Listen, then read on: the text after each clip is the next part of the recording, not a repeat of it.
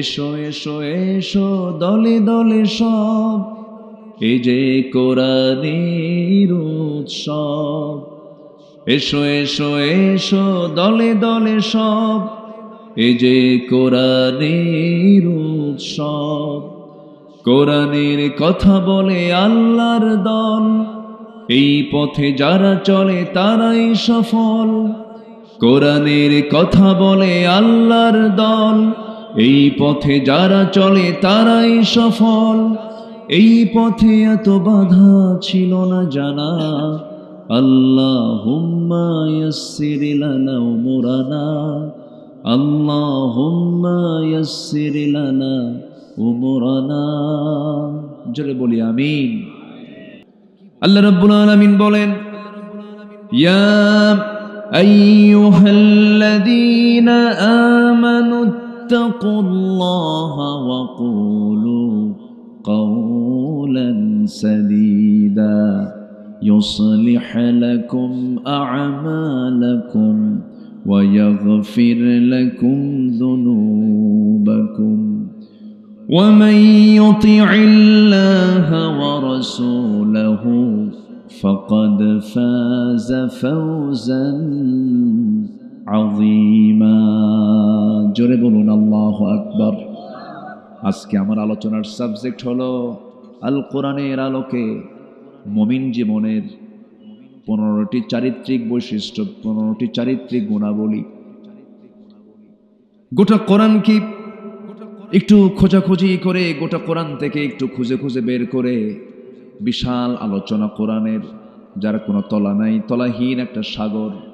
সেই সাগর থেকে কিছু খণ্ড খণ্ড কিছু অংশগুলো বের করে 15টা গুণ যে বান্দার মধ্যে থেকে যাবে, আশা করা যায় আমার আল্লাহর বক্তব্য ওই বান্দার ঠিকানা হয়ে যাবে জান্নাত। জোরে বলি সুবহানাল্লাহ। গুণ ছাড়া কি জান্নাত পাওয়া যাবে ভাই? পাওয়া যাবে না। গুণ অর্জন করতে হবে। ইমানদার নরমাল কোনো বান্দা হবে না, ইমানদাররা হবে হলো স্পেশাল। ইমানদাররা হবে হচ্ছে ব্যক্তিত্ব সম্পন্ন। ইমানদাররা হবে হলো সমাজের মধ্যে অনন্য, সমাজের মধ্যে ভিন্ন একটি রূপ তাদের দেখা যাবে। তাদের কথা, তাদের আচরণ, তাদের নেচার, তাদের স্বভাব, তাদের লেনদেন, তাদের সব কিছু হবে সবার থেকে একরকম না ভিন্ন রকম? ভিন্ন রকম হবে। যেরকম ইমানদাররা বেশি বেশি বিড়ি খাবে নাকি? কিছু কয় না। ইমানদাররা বেশি বেশি মিথ্যা কথা কবে, এটা কি বলেন তো? এটা কি কোনো ভালো আচরণ বলেন তো? ইমানদাররা এগুলো হতে পারে না। ইমানদারদের মধ্যে কি গুণগুলো থাকা দরকার? আমি বিভিন্ন জায়গা থেকে, বিভিন্ন আয়াত থেকে আমি 15টা গুণ কোরআন থেকে বের করে আমি এক জায়গায় করার চেষ্টা করেছি। আমাকে সময় দিচ্ছেন তো নাকি ইনশাআল্লাহ? আসুন আমরা ধীরে ধীরে সেই গুণগুলো খুঁজে খুঁজে বের করি। আল্লাহ রাব্বুল আলামিন সূরাতুল আহজাবের শেষ দিকের 70 নম্বর আয়াতে বলছেন, ইয়া আইয়ুহাল্লাযীনা আমানু ইত্তাকুল্লাহা ওয়া কুলু কাওলান সাদীদা। এক নম্বর গুণ হলো, একটা একটা করে আজকে 15টা গুণ শেষ করব, সবাই শুনে এখান থেকে বিদায় নেব। মাথায় রাখবেন, এই আলোচনা আমার জীবনের শেষ আলোচনাও হতে পারে, এই শোনা আমার জীবনের শেষ শোনাও হতে পারে। এই 26 বছর মাহফিল ইতিহাসে আমার বহু চোখে দেখেছি মাহফিল শুনতে সে লাশ হয়ে বিদায় নিয়েছে বহু শ্রোতা। মঞ্চে আলোচনা করতে করতে আমার রেজাউল করিম কাউসারি ভাই মঞ্চেই দুনিয়া থেকে বিদায় নিলেন। এই কিম সেফাতুল্লাহ রাহিমাহুল্লাহ দুনিয়া থেকে বিদায় নিলেন। কত অভিনেতা অভিনয় করতে করতে মঞ্চেই দুনিয়া থেকে বিদায় নিল। আমিও বিদায় নিতে পারি, আপনিও বিদায় নিতে পারেন। তবে একটা বিষয় হলো, এমন কোন জায়গায়, বরকতময় জায়গায় আমার বসে থাকাটা শুধু সৌভাগ্য না, মহা সৌভাগ্যের বিষয়। জোরে বলি আলহামদুলিল্লাহ। এই মুহূর্তে আপনারা যেখানে বসে আছেন, এটা হলো এমন একটা জায়গা, আমার আল্লাহ তাআলা এই জায়গাকে স্পেশাল জায়গা হিসেবে আখ্যা দিয়েছেন, জান্নাতের টুকরা। জোরে বলেন সুবহানাল্লাহ। বসবেন, কেউ নড়বেন না, একদম আলোচনার সমাপ্তি টেনে আমরা একসাথে এখান থেকে মোনাজাত শেষ করে বিদায় নেব। জোরে বলি ইনশাআল্লাহ। আমাকে যেন বারবার না কথা বলতে হয়, এটা একটা ক্লাস। এই ক্লাসে যিনি না বলে চলে যাবেন, কোরআনের ক্লাস থেকে যিনি না বলে ওঠা বসা করবেন, এটা কি বলেন তো আদব হবে না বেয়াদবি হবে? বেয়াদবি হবে। বসবেন শান্ত মাথায়, আমরা আল্লাহ যা বলাবেন আমরা তাই শুনবো এবং বলবো। জোরে বলি ইনশাআল্লাহ। তাহলে 15টা চারিত্রিক গুণের ভিতরে 1 নম্বর গুণ হলো, আল্লাহ তাআলা ডাক দিচ্ছেন কিন্তু 1 নম্বর গুণ হলো তোমরা আল্লাহকে ভয় করো এবং সত্য কথা বলো। কাকে ভয় করবো আমরা বলেন তো? জোরে বলেন, কাকে ভয় করবো আমরা? আল্লাহ।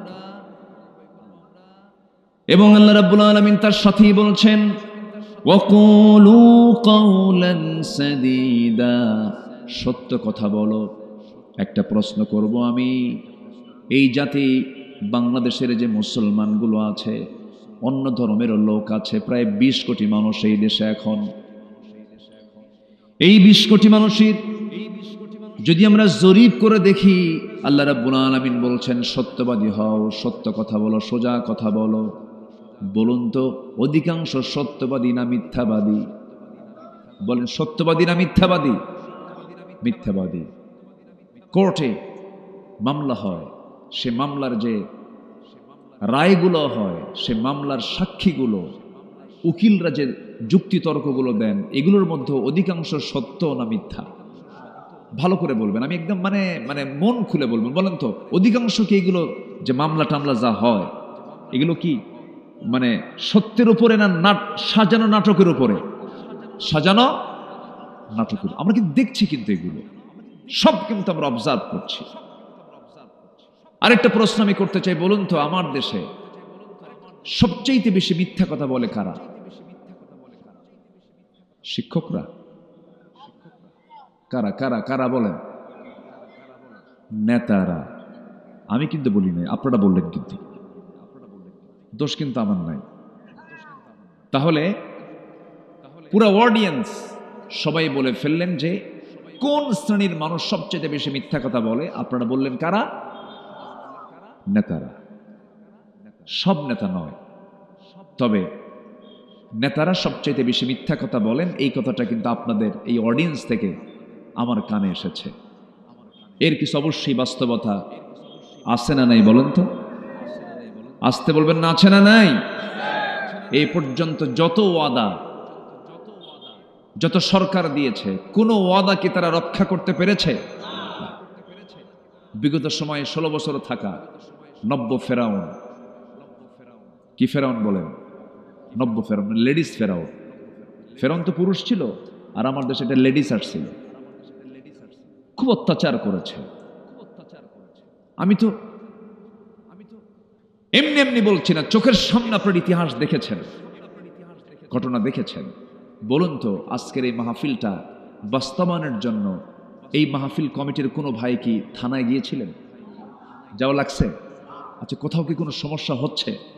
আচ্ছা বলুন তো এই 1 বছর, প্রায় 16 মাস, এই 16 মাসে বাংলাদেশের কোনো জায়গায় কোথাও কি আপনারা জঙ্গির কোনো আস্তানা, জঙ্গির কোনো কারখানা, জঙ্গির কোনো নাটক, অভিযান, জঙ্গি অভিযান কোথাও কি দেখেছেন, শুনেছেন? তাহলে এই জঙ্গি নাটক এই 1 বছর আমরা দেখলাম না। কেন দেখলাম না? এই নাটকের যিনি মূল নাট্যকার, তিনি এখন দিল্লি গিয়ে বসে আছেন, ঠিক কিনা? কোথায় বসে আছে? দিল্লি। কার বাড়ি? মামু বাড়ি। আল্লামা সাইদিকে কে না ভালোবাসেন? 25 বছর আগের কি সুন্দর তার ভবিষ্যৎবাণী, ভবিষ্যৎ কথা। গাছের গোড়ায় নাড়া দেব, সোজা মামু বাড়ি দিল্লি গিয়ে পড়বা। লন্ডনে পড়েনি, বার্লিনে পড়েনি, আমেরিকায় পড়েনি, ইউরোপের কোনো দেশে পড়েনি, পার্শ্বের ইসলামাবাদেও পড়ে নাই, শ্রীলঙ্কাও পড়ে নাই, ভুটান পড়ে নাই, নেপাল পড়ে নাই, সোজা মামুবাড়ি দিল্লি গিয়ে পড়ছে। 25 বছর আগের কথা। কিন্তু উনি বলেছিলেন 25 বছর আগে বাংলাদেশে এমন একটি সময় আসবে পালানোর জন্য একটা ইঁদুরের গর্ত পর্যন্ত খুঁজে পাবা না, পায় নাই। কলার পাতায় বসেছিল মানিক মিয়া, জানেন না আপনারা? বিচারপতি মানিক। সম্মানিত বন্ধুগণ, এই মহান ব্যক্তিদেরকে যে পরিমাণ টর্চার করা হয়েছে, আল্লামা সাঈদীকে চেয়ারে বসে রাখা হয়েছে, একটানা 3 দিন ঘুমাতে দেওয়া হয়নি। চেয়ারে বসে রাখছে একটানা 3 দিন 3 রাত। হিন্দু অফিসার দিয়ে, মানে সব হিন্দু ভাই তো খারাপ না, অন্য ধর্মের ইসলাম বিরোধী, ইসলামকে সহ্যই করতে পারে না এমন কিছু অফিসার দিয়ে তাকে থাপ্পড় পর্যন্ত মারা হয়েছে। সেন্সলেস হয়ে জমিনে পড়ে গেছে। এই দৃশ্য সহ্য করতে না পেরে, এই চিত্র সহ্য করতে না পেরে আল্লামা সাঈদ রাহিমাহুল্লাহর কলিজার টুকরা বুলবুল সাঈদী হার্ট স্ট্রোক করে 2012-13 সালের দিকে দুনিয়া থেকে বিদায় নিয়েছেন। তার মা সন্তানের চিন্তায় শোকে শোকাহত হয়ে তিনিও দুনিয়া থেকে বিদায় নিয়েছেন। এই যে একটা পরিবারকে তিলে তিলে যে জুলুমগুলো করা হলো, আল্লাহ কি নাই? আল্লাহ কি নাই? আল্লাহকে শোনেন না? আল্লাহকে দেখেন না? আমি আব্দুল্লাহ আল আমিন 2018 সালে মাহফিল শেষ করে বিছানায় চলে গেছি বিশ্রাম নেব, হঠাৎ করে পুলিশ অ্যাটাক করে আমাকে ধরে নিয়ে চলে গেল। ওসি মহোদয় আমার দিকে আর তাকাতে পারছেন না, লজ্জায় তাকায় না, মাথা নিচু করে আছে। বললাম, আপনি আমারে ধরে নিয়ে আসলেন কেন? হুজুর মাফ করে দেন। বললাম, মাফ করব মানে? আপনি আমারে ধরলেন, মাফ চাচ্ছেন কেন? হুজুর উপায় নাই, চাকরি বাঁচান তো ফরজ, বউ বাচ্চা আছে। আমি বললাম, ইমান বাঁচান তো নফল। আমারে ধরে নিয়ে বলল, হুজুর আপনি একটু চলে যান, সামনে নির্বাচন, একটু জেলখানায় কয়েকদিন থাকেন, নির্বাচন হলেই আপনি বের হয়ে আসবেন। দেখছেন কথার সাইজগুলো দেখেন। এরপরে আরো কিছু মামলা ঢুকায় দিয়া আমারে জেল হাজতে পাঠায় দিল। দোষ তো কিছুই করি নাই, আমি জানিও না আমার দোষটা কি, আমি আজ পর্যন্ত জানি না আমার দোষটা কি। আমাকে ধরে নিয়ে চলে গেল, জেলখানায় ঢুকায় দিল। জেলখানার গেট দিয়ে ভিতরে ঢুকি দেখে এক মুরব্বী, আশীর্ধ বয়স এক চাচা আমাকে দেখে লম্বা একখান সালাম দিয়ে বলে, হুজুর আপনি জেলখানায় ঢুকছেন? খুব খুশি হলাম। তো বললাম, জেলখানায় ঢুকলে কেউ খুশি হয়? চাচা বলে, হুজুর কতদিন মাহফিলে শুনেছি আপনার ওয়াজ, দূর থেকে দেখি শুনি, এত চেষ্টা করছে আপনার সঙ্গে মোসাফা করব, একটু কথা বলবো, পারি নাই। আল্লাহ কি সুন্দর মিলায় দিয়েছে, সামনে ধরা পড়ছেন, দোয়া করি জেলখানায় থাকেন। আমি চাচাকে বললাম, চাচা আপনার জেলখানায় আসার হিস্টোরি কি, কারণ কি, কি চুরি করে আসছেন? কে বাবা, বিস্ফোরক মামলা দিছে। আমারে বলে, হুজুর একটু বলেন তো বিস্ফোরক খায় না কি করে? সে জানেও না বিস্ফোরক শব্দটার ব্যাখ্যা কি। এই হলো 16 বছরের অবর্ণনীয় অমানবিক নির্যাতন নিপীড়নের চিত্র। আমরা সুন্দর একটি পরিবর্তন পেয়েছি, একটা পরিবর্তন, একটা আলাদা একটা পথ এসেছে। এখন সামনের দিনকে আমরা আলোকিত করতে চাই। পৃথিবীর তৈরি করা লোকের কোনো তন্ত্রমন্ত্রের আলো দিয়ে নয়, আমরা আল্লাহর পাঠানো নাজিল করা কিতাব কোরআনের আলোতে, আমরা কোরআনের আলোকে আমরা সমাজকে, রাষ্ট্রকে আমরা আলোকিত করতে চাই। তাহলেই বিজয় দিবেন, তাহলেই সমাজ আমরা শান্তি পাবো, আখিরাতে আমরা নাজাত পাবো। জোরে বলি ইনশাআল্লাহ। তাহলে যারা মিথ্যা কথা বলে তাদের সঙ্গে আমাদের কোনো সম্পর্ক থাকতে পারে? আমাদের সম্পর্ক থাকবে হলো মিথ্যাবাদীর সাথে না সত্যবাদীর সাথে?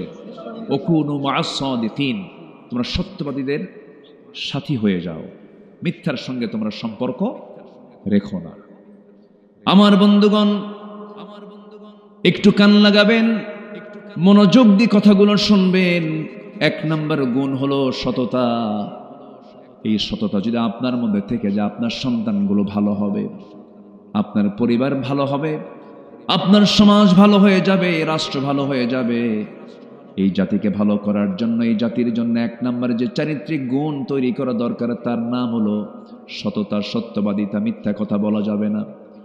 আমি একটা প্রশ্ন করব আপনাকে, বলুন তো এই পৃথিবীতে একজন মানুষ যার জীবনে কৌতুক করে একটা মিথ্যা কথা তার মুখ থেকে কোনোদিন বের হয় নাই, তার নামটা কি বলুন?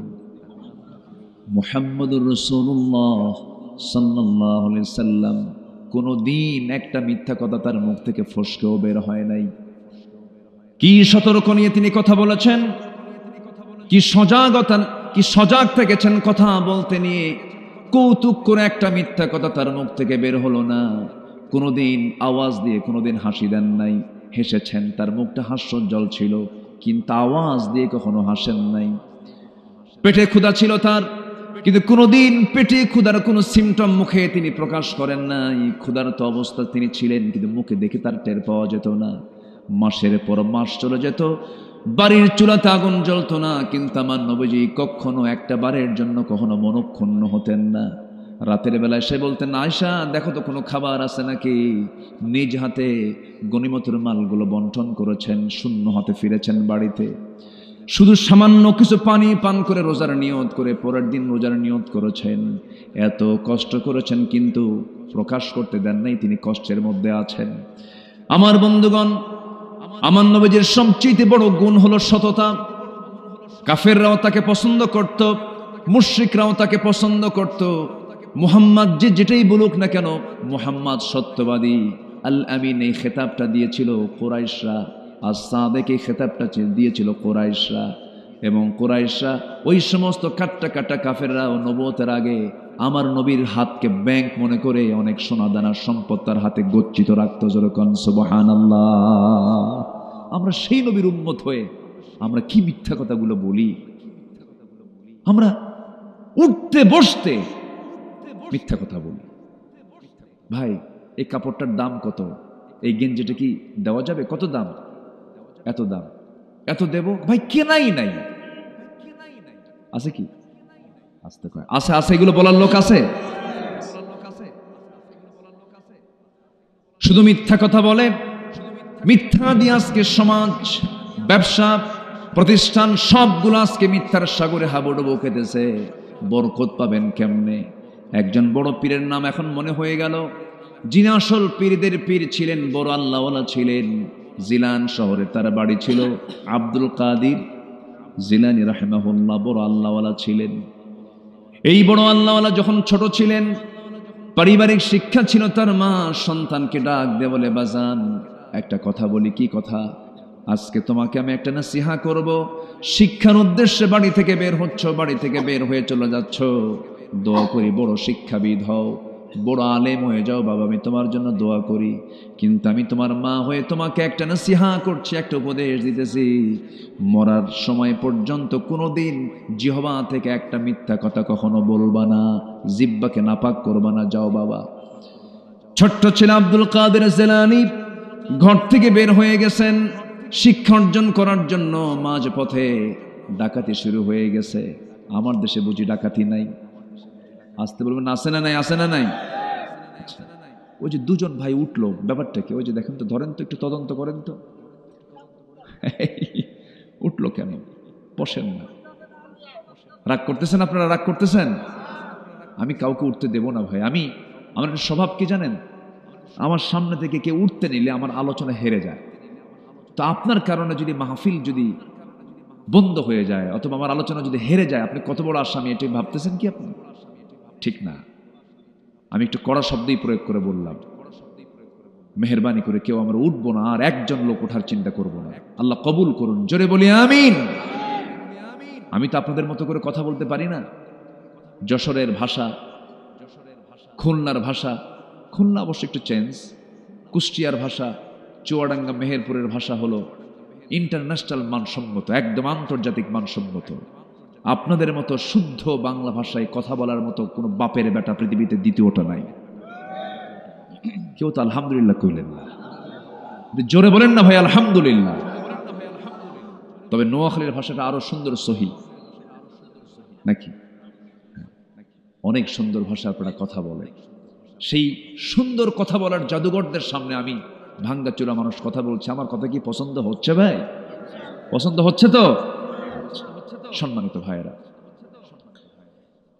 আব্দুল কাদের জিলানী রাহিমাহুল্লাহ রওনা দিয়েছেন। ছোট্ট মানুষ, কিছু স্বর্ণ মুদ্রা তার মা তাকে দিয়েছে, স্বর্ণ মুদ্রা, সোনার মুদ্রা দিয়েছে। আব্দুল কাদের জিলানী রওনা দিয়েছেন, চোখের সামনে ডাকাতি চলতেছে, যার কাছে যা কিছু পায় সবকিছু নিয়ে চলে যাচ্ছে ডাকাতরা। এবার তাল পড়ে গেছে, আব্দুল কাদেরের তালে পড়ে গেছে। সবাই তাকে জিজ্ঞাসা করছে, এই ছেলে তোমার কাছে কি আছে? পকেটের মধ্যে যা কিছু ছিল, ব্যাগে যা কিছু ছিল, সব কিছু তাদের সামনে ওপেন করে দিয়েছে কিচ্ছু বলার আগেই। ডাকাতরা বলছে, তুমি ছোট মানুষ, যা চাইলাম সব বের করে দিলে। সহজে তো এরকম করে কেউ বের করে দেয় না, বহু চাপ দিয়ে বের করে নিতে হয়। মিথ্যা কথা বলে, কিন্তু সত্য কথা তুমি যা বলেছো তুমি তাই সবকিছু বের করে দিলে, কারণটা কি? আব্দুল কাদের বলছে, আমার মার নসিহা হলো মৃত্যুর দিন পর্যন্ত আমার মুখ থেকে যখন যেন একটা মিথ্যা কথাও যেন কখনো না বের হয়। শিক্ষা কি শুধু স্কুলে না বাড়িতেও আছে? শিক্ষা কি শুধু স্কুলে না মাদ্রাসায় না বাড়িতেও আছে? বাড়িতেও আছে। এক রাজা তার মেয়েকে বিয়ে দিয়েছে উচ্চ শিক্ষিত দেখে, অনেক শিক্ষিত একটা ছেলে তাকে দেখে বিয়ে দিচ্ছে। বিয়ে দেওয়ার পর রাজা লক্ষ্য করে দেখে, আমার মেয়েকে, আমার কন্যাকে বিয়ে দিলাম শিক্ষিত লোক দেখে, কিন্তু এত জুতার দিক তাকায় কেন? নতুন জামাই শুধু কিসের দিকে তাকায়? জুতার দিকে নজর। তো তার অ্যাসিস্ট্যান্টকে বললো, দেখো তো ওর গোষ্ঠী একটু উদ্ধার করে দেখো তো, ওর গোষ্ঠী কি? বললো যে, স্যার রাজামশাই, ওর গোষ্ঠী হলো মুচি। আপনি মুচির দোকানের সামনে দিয়ে গেলে মুচি কি আগে আপনার চেহারায় তাকায় না জুতায় তাকায়? কোন দিকে তাকায়? জুতার দিকে তাকায়। পারিবারিক শিক্ষা হচ্ছে বড় একটা শিক্ষা। সন্তানদেরকে কখনো মিথ্যা শেখাবেন না, ঠকবাজি শিখাবেন না। সাইয়েদনা ওমর ফারুক রাদিয়াল্লাহু তাআলা আনহু রাত্রিবেলা জনগণকে দেখার জন্য বের হয়েছেন।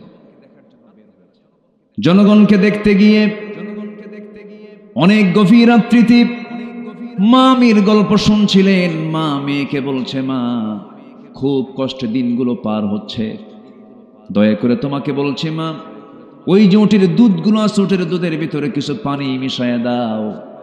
পানি মিশায়া দিলে পরে দুধের পরিমাণটা বাড়বে, বেশি দামে বিক্রি করা যাবে। সঙ্গে সঙ্গে মেয়ে বলছে, মা তুমি আমাকে যে নসিহা করছো এটা কোনো নসিহা না, এটা জাহান্নামে যাওয়ার একটা নসিহা। এত বড় পাপ আমি করতে পারবো না, আল্লাহর তো ভয় আছি। আবার ওমরের পার্লামেন্ট আছে, ওমরের প্রশাসন আছে, দেখে ফেললে জানতে পারলে বড় বেকায়দা হয়ে যাবে। সঙ্গে সঙ্গে মা বলতেছে, ও মা আমার কলেজার টুকরা মেয়ে, এখানে তো ওমরের লোকজন নাই, কেউ দেখবে না, অন্ধকার রাত। সঙ্গে সঙ্গে মেয়েটা বলছে, ও মা তুমি আমাকে যদি মেরেও ফেলো আমি এমন কাজ করতে পারবো না, কারণ সবচাইতে বড় প্রশাসন কিরামান কাতিবিন, সমস্ত ফেরেশতারা আমাদের সবকিছু রেকর্ড করছেন। যেরকম সুবহানাল্লাহ। এখন উপদেশ দিচ্ছে মা না মেয়ে? বলেন মা না মেয়ে? মেয়ে দিচ্ছে। কেউ না কেউ দিতেই হবে, ভুলতে হবে। আমার বন্ধুগণ, এই দুইটি কথা, মার কথা মেয়ের কথা, দুজনের কথা শুনে আব্দুল কাদের জিলানী বাড়িতে চলে গেলেন। স্ত্রীকে ডাক দিয়ে বলছেন, স্ত্রী আমার ছেলের জন্য বহুদিন যাবত মেয়ে খুঁজতেছিলাম, ভালো মেয়ে পাবো কোথায়? ভালো মেয়ের সন্ধান পেয়ে গেছে রাতের বেলা। বউ বলছে, রাতের বেলা কার বাড়িতে গেলেন? কে যাওয়া লাগে নাই। ঘরের দেওয়ালে কান পেতে, দেওয়াল ঘেঁষে ঘেঁষে দাঁড়িয়ে থেকে কান পেতে পেতে মা মেয়ের গল্প শুনলাম। মেয়েকেও দেখি নাই, মেয়ের বংশও দেখলাম না, মেয়ের অবস্থাও দেখলাম না, বাপ মার অবস্থাও দেখলাম না। যে মেয়ের মুখ থেকে প্রকাশ পেয়ে যায় সবচেয়ে বড় সাক্ষী হলো আমার আল্লাহ রাব্বুল আলামিন। সে আল্লাহকে সাক্ষী রেখে কোনো ভুল করা যাবে না। অবশ্যই তুমি কালকে সকালে চলে যাবে, ওই দুধ বিক্রেতার মেয়ের সঙ্গে আমার ছেলের বিয়ে হয়ে যাবে। যেরকম সুবহানাল্লাহ। সবকিছুই হলো সততা। সব কি বলেন তো? সততা। সততা নিয়ে চলবো আমরা, মিথ্যার ধারে পাশে আমরা যাব না। সবাই রাজি আছেন তো ইনশাআল্লাহ? আব্দুল কাদের জিলানী বলে ফেললেন, আমার কাছে স্বর্ণ মুদ্রাগুলো আছে, এই যে দেখো। ডাকাত ছোট্ট বাচ্চার চেহারার দিকে তাকায় বলতেছে, সন্তান রে, আমার বাড়ি তোর সন্তান আছে রে, আমার পরিবারও ছেলে মেয়ে আছে, তোর উত্তম কথা, তোর উত্তম আচরণ, তোর মার নসিহা আমাদের দিলের মধ্যে পরিবর্তন আনতে বাধ্য করলো। ডাকাতির পথ ছেড়ে দিলাম, তোর পথ আমরা ধরলাম। যেরকম সুবহানাল্লাহ। ভাইরে, একটা জাতি যদি সত্যবাদী হয়, সে জাতির ডেভেলপমেন্ট অন্য ধরনের। আমরা সত্যবাদী হব। আল্লাহ তাআলা এখন সত্যবাদী হলে কি হবে তার ফলাফল দিচ্ছেন। পরামর্শগুলো আমরা কার নিচ্ছি বলেন? আল্লাহ। আল্লাহ রাব্বুল আলামিন সূরাতুল আহজাবের পরের আয়াতে বলছেন, আয়াত যদিও শেষ কিন্তু কথা শেষ হয় নাই। সাদীদাইন ইউসলিহ লাকুম, যারা আলেম ওলামা আছেন, আল্লাহ রাব্বুল আলামিন বলেন, ওয়াকুলু কাওলান সাদীদান ইউসলিহ লাকুম আ'মালাকুম ওয়া ইয়াগফির লাকুম যুনুবাকুম ওয়া মান ইউতি'ইল্লাহা ওয়া রাসূলাহু ফাকাদ ফাযা ফাওজান আযীমা। জোরে বলুন আল্লাহু আকবার। সততা নিয়ে যদি চলতে পারো, সততা নিয়ে যদি তোমার জীবনটাকে সাজাতে পারো, তাহলে আমি আল্লাহ রাব্বুল আলামিন তোমার জীবনে যত আমল তুমি করেছো, সে আমলের মধ্যে যদি কোনো ভুল হয়ে থাকে, সমস্ত ভুলগুলোকে আমি সংশোধন করে তোমার তামাম জিন্দেগীর সমস্ত গুনাহগুলো আমি আল্লাহ রাব্বুল আলামিন মাফ করে দেব। তাহলে গুণের কথাও আল্লাহ বললেন, আবার ওই গুণ অর্জন করলে কি বান্দাকে আল্লাহ পুরস্কার দিবেন তার কথাও সঙ্গে সঙ্গে কে জানায় দিলেন? আল্লাহ জানায় দিলেন। তাহলে গুনাহ মাফ হয়ে যাবে কোন কাজ করলে? বলেন বলেন বলেন। সত্য কথা বললে। কোন কাজ করলে পরে আল্লাহ রাব্বুল আলামিন আমাদের ভুল আমলগুলো ঠিক করে দিবেন? বলেন কোন কাজ করলে পরে? বলেন সত্য কথা বললে পরে। তাহলে এক নম্বর পয়েন্ট আমরা মোটামুটি হজম করে ফেললাম, সেটা হলো জীবনে এই জিহবা দিয়ে কখনো একটাবারের জন্য আমরা মিথ্যা কথা বলবো না। কেউ ইনশাল্লাহ বলেননি কিন্তু? আরো জোরে, আরো জোরে, আরো জোরে। এক সাহাবী নবীর কাছে এসে বলছেন, ইয়া রাসূলুল্লাহ, আমাকে একটা আমল দেন। রাসূল বলেন, মিথ্যা কথা বলবো না, যাও। তাহলে ওয়াস রাসূল কয়টা করেছেন বলেন তো? বলেন কয়টা? এক সাহাবী এসে বলছে, হুজুর আপনার আমাকে একটা আমল, আমাকে কিছু ওয়াস, আমাকে কিছু আমল দেন, আমাকে কিছু নসিহা করুন। রাসূল বলেন, তুমি একটা আমল করবা, কি? মিথ্যা কথা বলবো না, যাও। ওয়াজ শেষ। মানুষ ভালো হওয়ার জন্য 2 ঘন্টা ওয়াজ লাগে?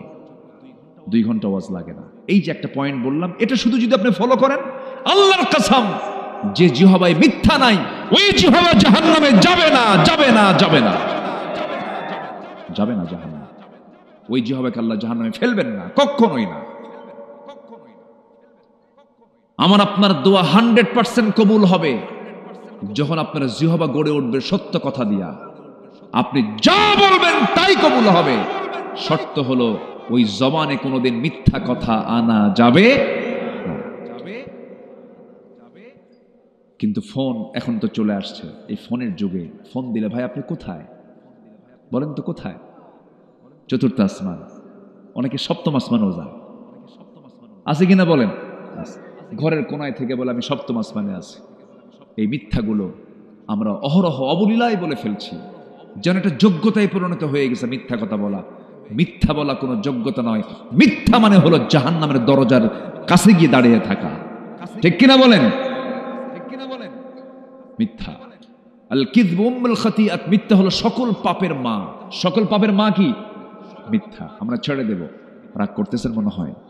আচ্ছা, এই কথাগুলো কি বলার দরকার আছে? 16 বছর তারা যে কথাগুলো বলেছে, যে মিথ্যা রায়গুলো দিয়েছে, যে রায়গুলো দিয়েছে, সবগুলো কি সত্য না মিথ্যা বলেন তো? শুধু মিথ্যা, নির্জলা মিথ্যা। আল্লামা সাঈদীর একটা মামলায় সাক্ষী সাঈদীর বিরুদ্ধে সাক্ষী দিতে এসেছে। সে সাক্ষীর জন্ম হলো 79, জন্ম হলো 76, আর ঘটনা হলো 71। তাহলে 71 সালের ঘটনা, তার সাক্ষীর জন্ম হলো 76-এ। তাহলে 5 বছরের পরে জন্ম নিয়ে সে 71 সালের ঘটনা দেখছে। কি কথা কি বুঝতেছেন আপনারা? সে হলো ওই মামলার সাক্ষী। দেখলো কেমনে? দেখলো হলো রুহের জগৎ থেকে। কিসের জগৎ থেকে?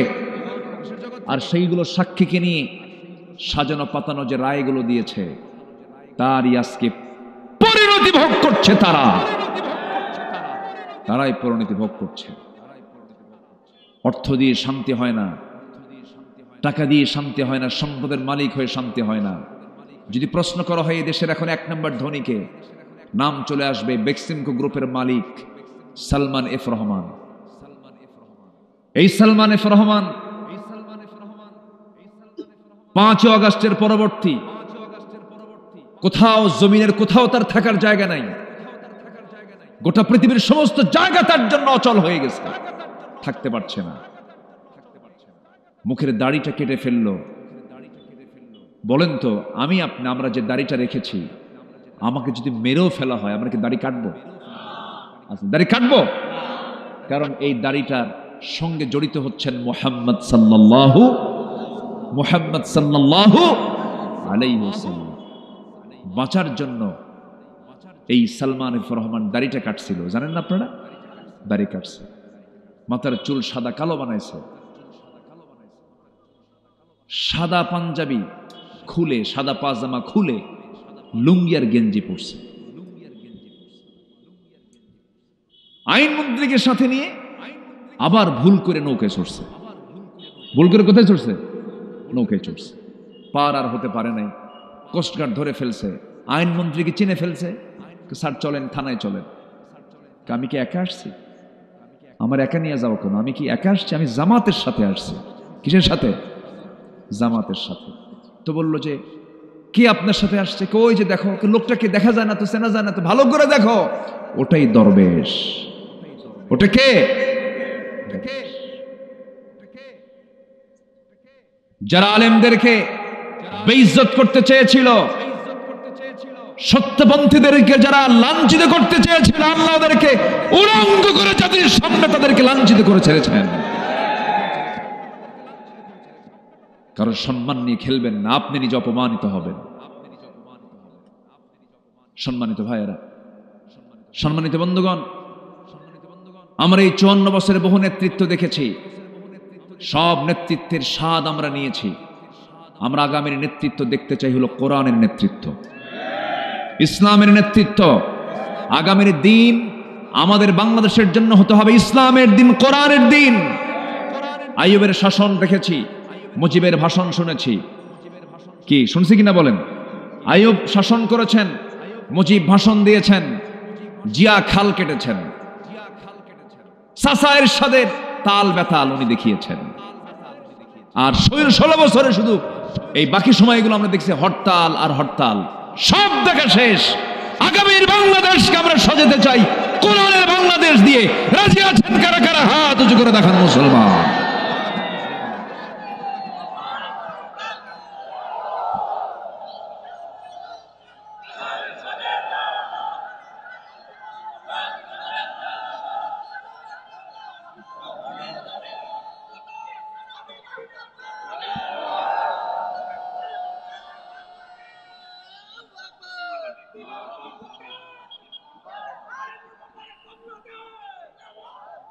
আল্লাহ কবুল করুন, জোরে বলি আমিন।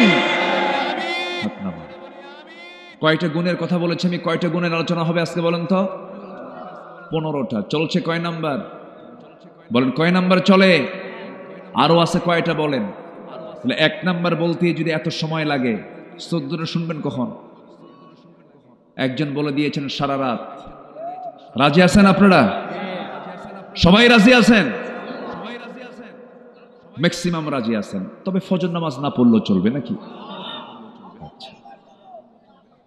মানে মাথায় টুপি আছে কিন্তু পরনে লুঙ্গি নাই, তা তো হবে না। নামাজ তো পড়তে হবে। আসতেছি, আমরা লাইনে আসতেছি। মিথ্যুক নামাজি হওয়া যাবে না, সত্যবাদী নামাজি হতে হবে। ঠিক কিনা বলেন? আমার দেশে মিথ্যুক নামাজি আছে না নাই? নির্বাচন আসলে পরে এক আসরের নামাজ 4 বার পড়ে। কয়বার পড়ে? 4 বার পড়ে। এটা মিথ্যুক নামাজি। টুপি একটা নতুন করে নেয় নাকি? টুপিটা নেয়। ওগুলো বাদ, ওগুলো মিথ্যুক, ওগুলো প্রতারক, ওগুলো ধান্দাবাজ, সন্ত্রাসী, চাঁদাবাজ। ঠিক কিনা? আমরা সততা নিয়ে চলতে চাই, জোরে বলি ইনশাআল্লাহ। কষ্ট পাচ্ছেন নাকি আপনারা? একটু ধমক টমক দিলে মনে রাগ করেন নাকি? কিন্তু হক কথা তো একটু ধমক দিতেই হবে। আমি আপনাকে ধমক দিচ্ছি না, বাতিলকে ধমক দিচ্ছি আমি। সম্মানিত ভাইয়েরা, নাম্বার 2 হচ্ছে ইমানদারদের, মুমিন বান্দাদের চারিত্রিক গুণাবলীর 2 নম্বর হচ্ছে আমানতদারিতা। আমানত ঠিক রাখতে হবে। কি ঠিক রাখতে হবে বলেন তো? স্বামীর কাছে স্ত্রী কি? দেখেন আস্তে আস্তে কয়, আরো জোরে। আচ্ছা, স্বামীর কাছেই শুধু একমাত্র স্ত্রী কি? আমানত। তাহলে স্বামীর দায়িত্ব হলো সেই বউকে হুন্ডার পিছনে উঠে গোটা যশোর দেখানো নাকি? এটা কি আমানত না খেয়ানত? এরকম খেয়ানত মার্কা স্বামী আছে? আসতে বলবেন না, আছে না নাই? হুন্ডার নাম হচ্ছে R15। হুন্ডার নাম কি? R1 নাকি কয়? R15।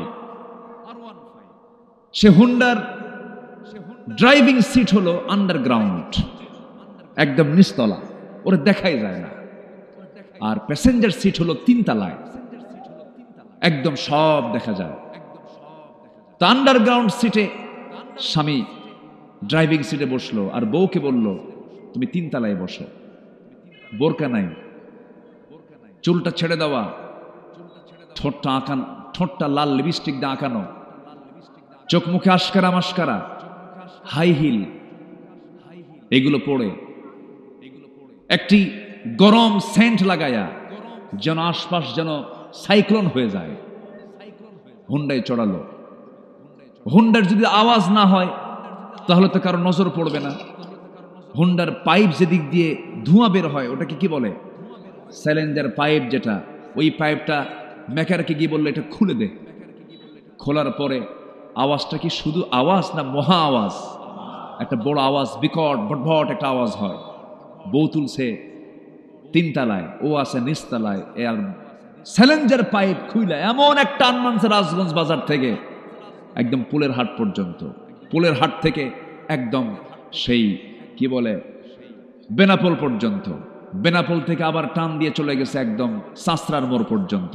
দেখায় দিল জাতিকে, আমার বউ তোমরা দেখো, এটা আমার শুধু বউ না, জাতীয় সম্পদ। যেরকম নাউজুবিল্লাহ, যেরকম নাউজুবিল্লাহ। এরকম চরিত্রহীন লম্পট স্বামী আছে না নাই? এগুলো বাদ দাও। বউটাকে সুন্দর করে প্যাকেট করো। প্যাকেট মানে আবার মানে এটা যন্ত্রণা না, এটা হচ্ছে বোরকায় রাখো, পর্দায় রাখো। আমাদের শব্দ চয়নে কোথাও যদি কোনো একটু ভুল টুল হয়, দেখেন না যে ক্যামেরা কিরামন কাতিবিন কেমনে আছে দেখেন না। এখন এই শব্দটা যদি কেটে ফেলে যে প্যাকেট করো, তাহলে তো মনে করেন তো কাম ছাড়া। তো এই পর্দা ছাড়া নারীর সম্মান, মর্যাদা, সম্ভ্রম কখনো অন্য কোনো পথে রক্ষা হতে পারে। মেয়েদের সম্মান মর্যাদা আছে হলো পর্দার মধ্যে। কিসের মধ্যে বলেন? পর্দার মধ্যে। মুক্তা থাকে কিসের পেটে বলেন তো? মুক্তা থাকে কিসের পেটে? ঝিনুক থাকে কোথায়? সাগরের উপরে না সাগরের তলে? সাগরের তলে। যত দামি দামি সম্পদ দেখবেন সব পর্দা, সব পর্দার মধ্যে থাকে, কোনো কিছুই পর্দার বাহিরে নয়। ভাইরা, ডাবের পানি আর পুকুরের পানি, কোন পানি খাবেন বলেন তো? বলেন বলেন বলেন, কোন পানি? ডাবের পানিতে মুখ দেয় কয়জন? বলেন কয়জন?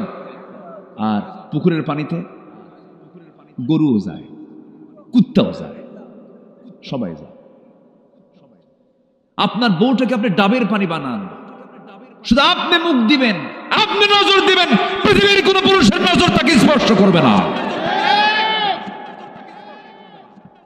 নিজের চরিত্রকে সুন্দর রাখুন, শুধু নিজের বউয়ের দিকে তাকান, দেখবেন আপনার স্ত্রী হয়ে গেছে গোটা পৃথিবীর শ্রেষ্ঠ নারী। আর যদি সব দিকে নজর দেন, কুত্তার মুখ কি এক জায়গায় না সব জায়গায়? বলেন তো, এক জায়গায় না সব জায়গায়? সব জায়গায়। কুকুরের মতো যদি হন, তখন আপনি শান্তি পাবেন না, স্বস্তি পাবেন না। একদিকে তাকান আপনি। এক যুবক বিয়ে করছে, 3 দিন পর মন খারাপ। এই তোমার মন খারাপ কেন? নতুন বউ ঘরে, তোমার নতুন মন খারাপ কেন? সুমনের বউ দেখতে এত সুন্দর। দেখছেন নজরে গেছে সুমনের বউর দিকে। তাহলে অন্যের বউর দিকে নজর গেলে কি নিজের বউ সুন্দর হয়? সুন্দর হয় না। আপনি যদি নিজে প্রশান্তি পেতে চান, ইসলামকে মেনে চলতে হবে, চোখটাকে কন্ট্রোল করতে হবে, আমানতকে রক্ষা করতে হবে, চোখের আমানতদারিতা রাখতে হবে। দেখবেন দুনিয়াটা আপনার জান্নাতের টুকরা হয়ে গেছে। আমানতদারিতা এক জায়গায় না সব জায়গায়? আসতে বলে এক জায়গায় না সব জায়গায়? সব জায়গায় আমানতদারিতা রক্ষা করতে হবে। আল্লাহ রাব্বুল আলামিন বলেন, ইন্নাল্লাহা ইয়া'মুরুকুম আন তু'আদ্দুল আমানাতি ইলা আহলিহা ওয়া ইযা হাকামতুম বাইনান নাসি আন তাহকুমু বিল আদল ইন্নাল্লাহা নি'ম্মা ইয়া'ইযুকুম বিহ। আল্লাহ রাব্বুল আলামিন তোমাদেরকে আমানতকে পূরণ করার জন্য দায়িত্ব দিয়েছেন। আমানতের খেয়ানত করা যাবে না।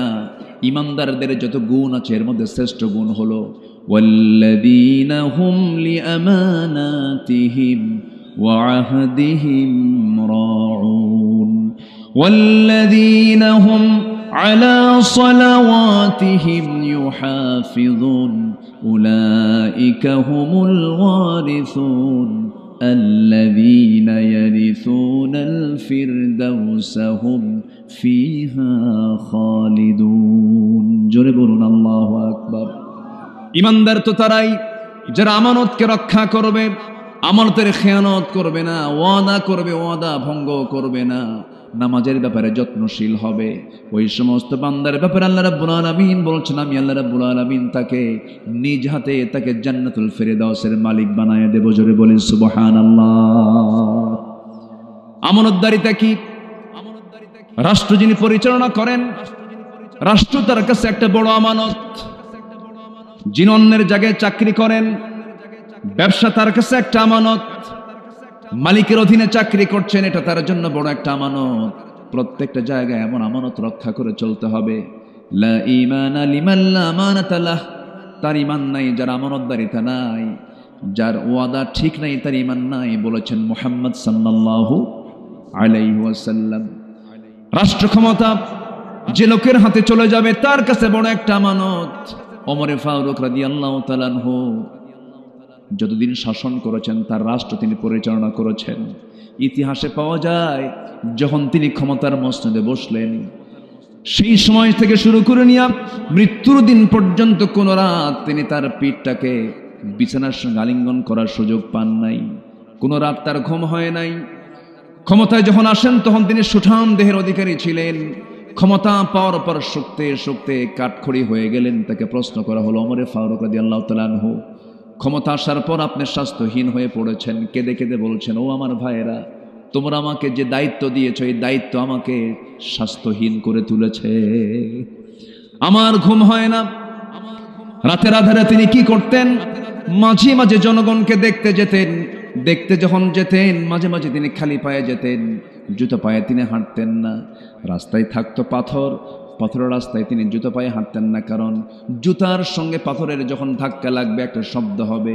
ওই শব্দে যদি আমার নাগরিকেরা যদি গভীর রাতের ঘুম যদি নষ্ট হয়ে যায়, কিয়ামতের দিন আমাকে আল্লাহ তাআলা আসামির কাঠগড়ায় দাঁড় করাবেন। কি চেতনা তাদের মধ্যে লালন হয়েছে! জনগণকে চুল পরিমাণ তারা কোনো কষ্ট দেন নাই। রাষ্ট্র একটা তাদের কাছে আমানত ছিল। প্রত্যেক রাত্রি তিনি নামাজ পড়াতেন। নামাজ পড়াইয়া তিনি মসজিদে নববী থেকে আস্তে করে বের হতেন। স্ত্রীকে ডাক দিয়ে বলতেন, স্ত্রী আমার খাবার দাবার দিয়ে দাও, আমি বাইরে বের হয়ে যাব। রাত যখন গভীর হয়ে যেত জনগণকে দেখার জন্য তিনি বের হতেন। কোন একটা রাতের আধারে তিনি ঘর থেকে বের হলেন। বের হয়ে প্রথমেই একটা বাড়ির সামনে গিয়ে দাঁড়ালেন। চিৎকার আওয়াজ করে কান্নাকাটি করছে বাচ্চারা। বাচ্চা কেন কাঁদে? সামনে দাঁড়ায় বলছেন, ও বাচ্চারা, মা, সন্তানগুলো কেন কাঁদে? কি জন্য কাঁদে? কান্নার কারণটা কি? ভিতর থেকে আওয়াজ আসছে, বিধবা মানুষ, আমার স্বামী দুনিয়া থেকে বিদায় নিয়েছে, ঘরে একমাত্র পানি ছাড়া কোনো খাবার নাই। ওমরে ফারুক নিজেকে আসামি মনে করলেন, আহারে কি এমন কথা হলো, কেমন আচরণ হলো এটা। চলে গেছেন খাদ্য গুদামে, এক বস্তা আটা নিজের পিঠে বহন করে নিয়ে বিধবার বাড়িতে পৌঁছায় দিয়ে বললেন, আবার যখন আটা ফুরে যাবে আমাকে বলবো, ওমর তোমার বাড়িতে আবার নিজ কাঁধে করে তোমার বাড়িতে দিয়ে যাবে। আরেক বাড়ির সামনে চলে গেলেন। ভিতর থেকে কান্নার আওয়াজ। বড় একজন মহিলা মানুষ কাঁদতেছে। জিজ্ঞাসা করলেন কান্নার হেতুটা কি, কান্নার কারণটা কি?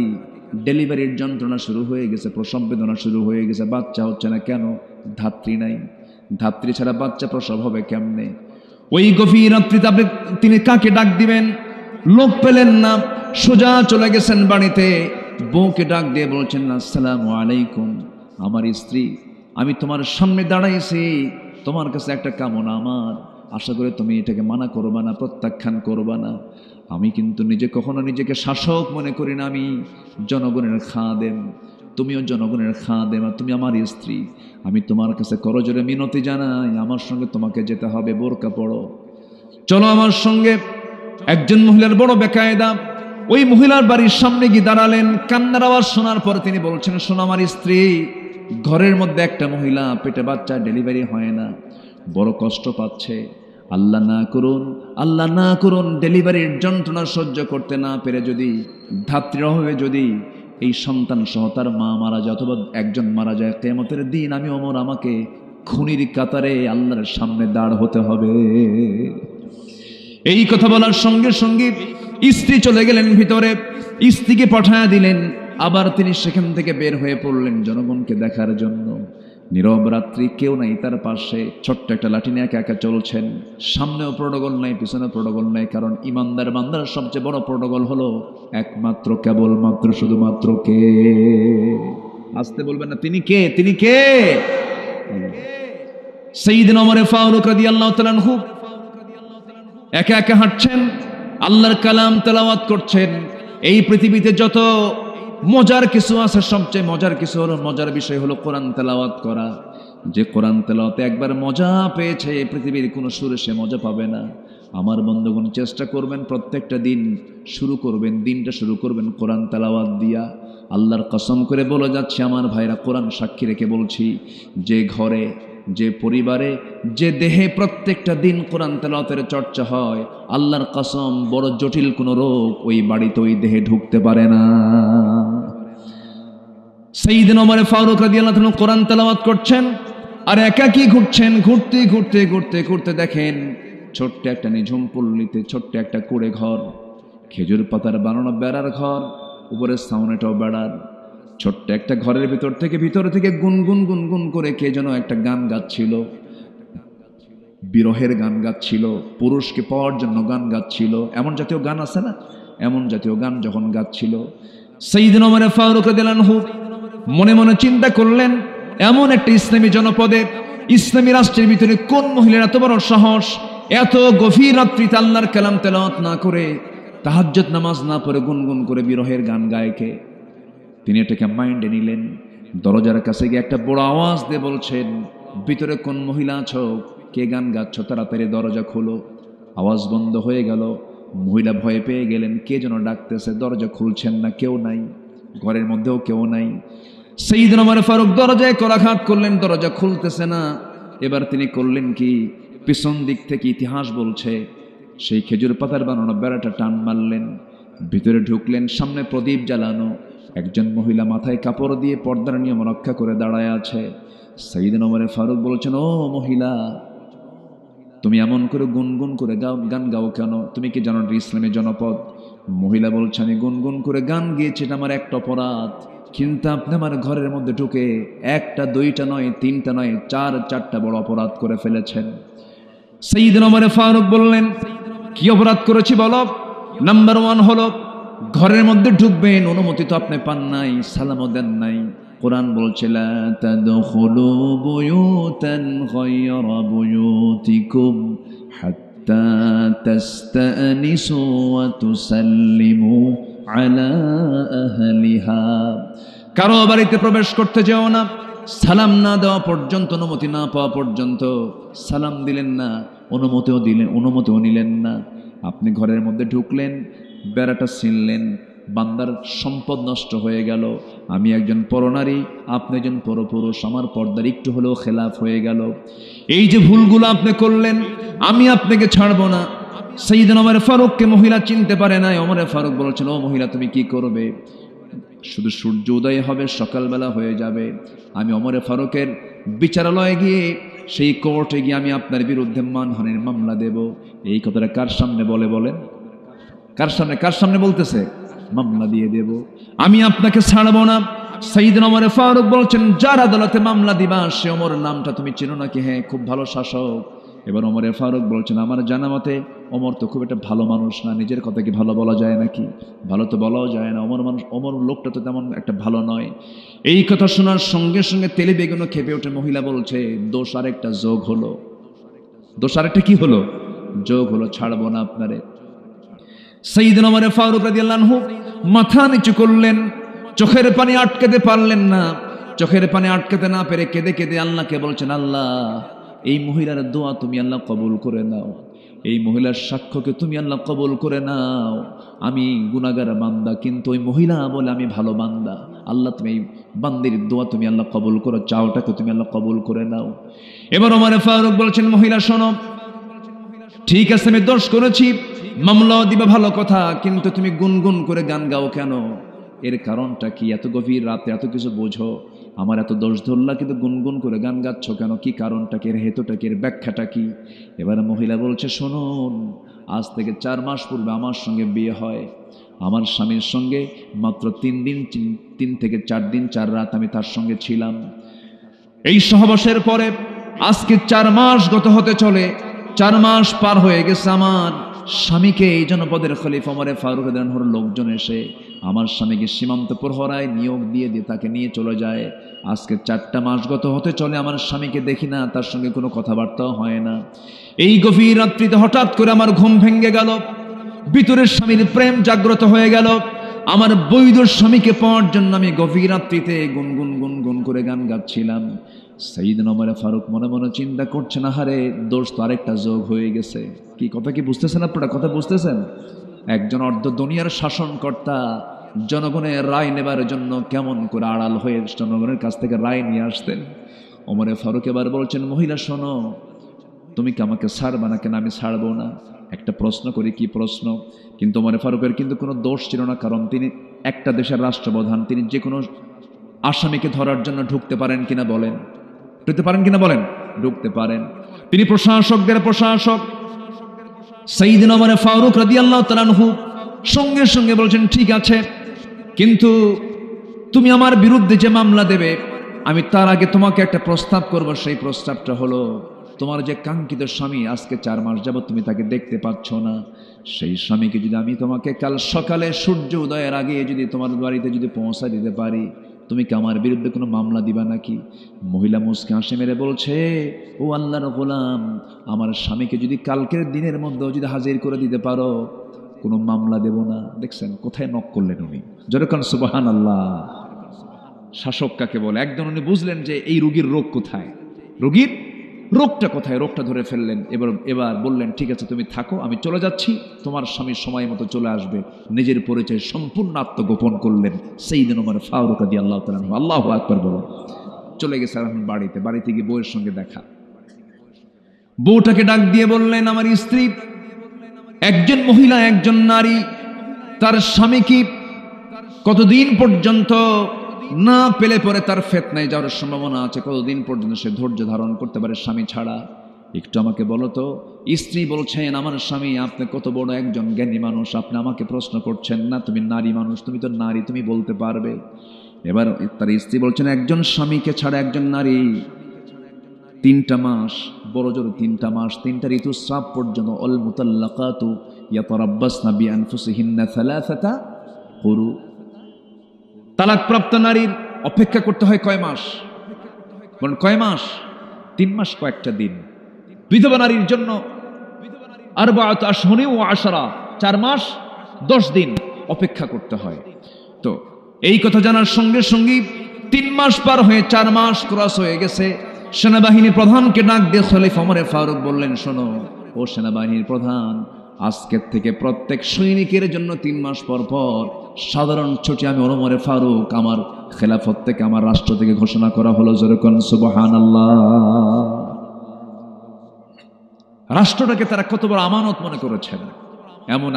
এমন একজন আমানতদার শাসক কি আমরা বাংলার জমিনে দেখতে চাই? সবাইকে দেখতে চান? আল্লাহ কবুল করুন, জোরে বলি আমিন। সম্মানিত ভাইয়েরা, গুণ দরকার হলো 15টা, চলতেছে কয় নাম্বার? বলেন কয় নাম্বার চলতেছে? আরো আছে কত?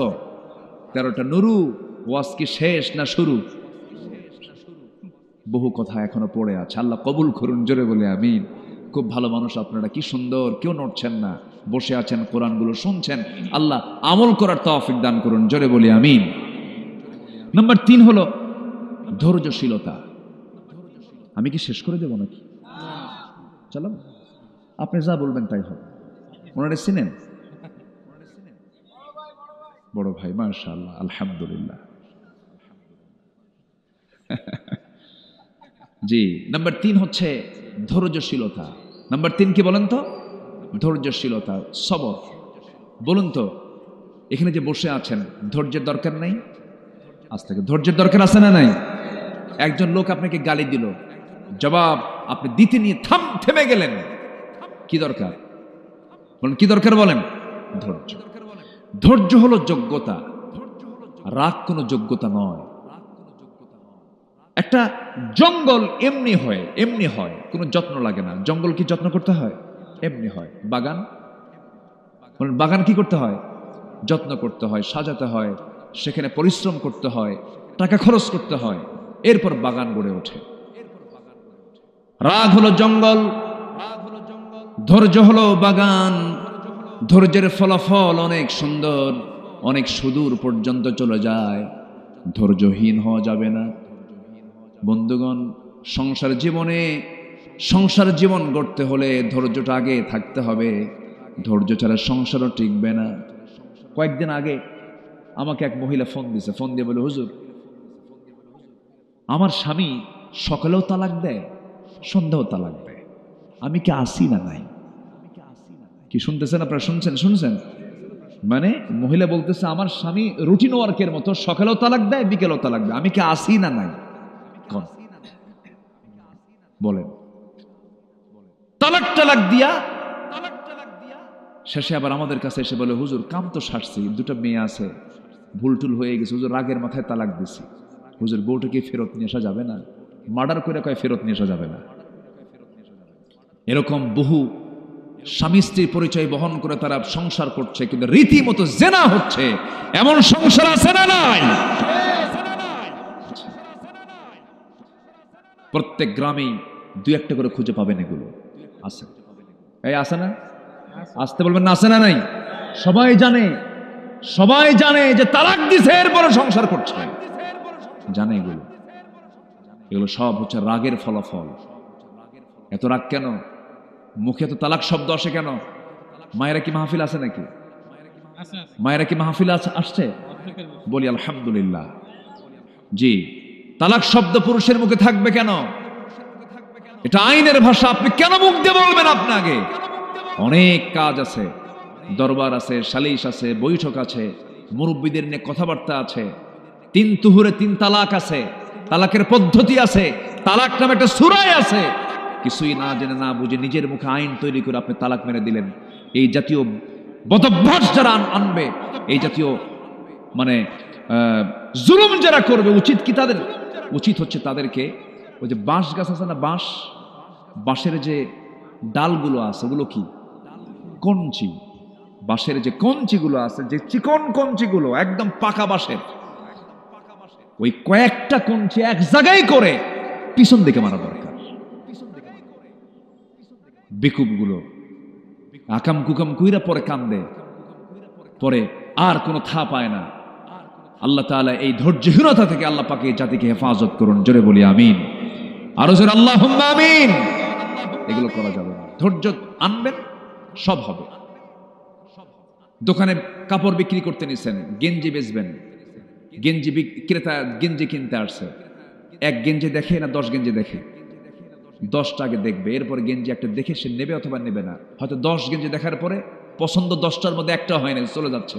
আপনি কি করবেন? এইদিকে আয়, এত দেখলি কেন এখানে বলতে পারবেন? ব্যবসা হবে?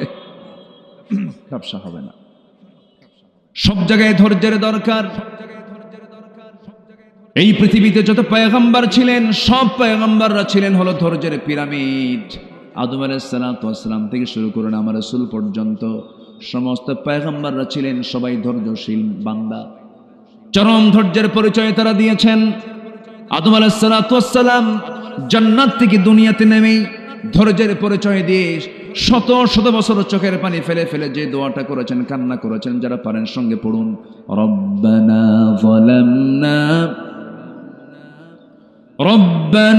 যালামনা আনফুসানা ওয়া ইল্লাম তাগফির লানা ওয়া তারহামনা লানাকুনান্না মিনাল খাসিরিন। জোরে বলুন আল্লাহু আকবার। এই দোয়াগুলো করলেন, আল্লাহর দরবারে দোয়া মঞ্জুর হয়ে গেছে। আল্লাহ পাক বিপদ থেকে তাকে হেফাজত করলেন, বিপদ থেকে তাকে উদ্ধার করলেন। এরকম করে সমস্ত পয়গম্বর বিপদে পড়েছেন, দোয়া করেছেন। তবে সকল নবী ধৈর্যশীল ছিলেন, তবে একজন নবীর রাগ সবচেয়ে বেশি ছিল। বলুন তো সেই নবীর নামটা কি? কি সুন্দর, সবার মুখস্থ, আলহামদুলিল্লাহ। খুব রাগী মানুষ ছিলেন তিনি। এত রাগ ছিল, তাফসীরে আসে যে তিনি যখন রেগে যেতেন, ক্ষেপে যেতেন, চুলগুলো খাড়া হয়ে টুপি ভেদ করে বের হয়ে যেত। এত রাগ ছিল তার ভিতরে, প্রচন্ড রাগী লোক ছিলেন। টোকা মারলি বারুদের মতো জ্বলতেন তিনি, এত রাগ ছিল তার ভিতরে। তার সামনে এক বেয়াদবি করছে, বারবার বলার পরও ঠিক হয় না, মারছেন থাপ্পড়। এক থাপ্পড় খায়া শীত হয়ে পড়ছে, মরছে। মরে যাওয়ার সঙ্গে সঙ্গে আল্লাহকে বলে, আল্লাহ মারলাম, ওকে শাসন করার জন্য মরে গেল। মার্ডার কেসের আসামি কিন্তু আমি না, তুমি আল্লাহ নিজে। কি কথা কি বুঝতেছেন? আল্লাহকে ধরে বসলেন। আল্লাহ বলছেন, যা করছো করছো, হয়ে গেছে, এখন তুমি দেশে টিকতে পারবা না। ফেরাউন তোমার বিরুদ্ধে হত্যার হুলিয়া জারি করেছে, দেশ ছাড়ো। দেশ ছাড়লেন, দেশে টিকতেই পারলেন। নবীরা কি দেশে টিকতে পারছেন? নিজেকে নিজের জন্মভূমিতে তারা কি টিকতে পেরেছেন? পারেন না। হিজরত করে চলে গেলেন, যেদিকে চোখ গেল সেদিকে চলে গেলেন। কেউ নাই তার পাশে, কেউ চেনেও না তাকে। এমন একটা এলাকায় চলে গেলেন, প্রচন্ড তৃষ্ণা। কূপের ধারে গেলেন, কূপ থেকে পানি তুললেন। কূপ থেকে পানি তুলে তৃষ্ণা নিবারণ করলেন।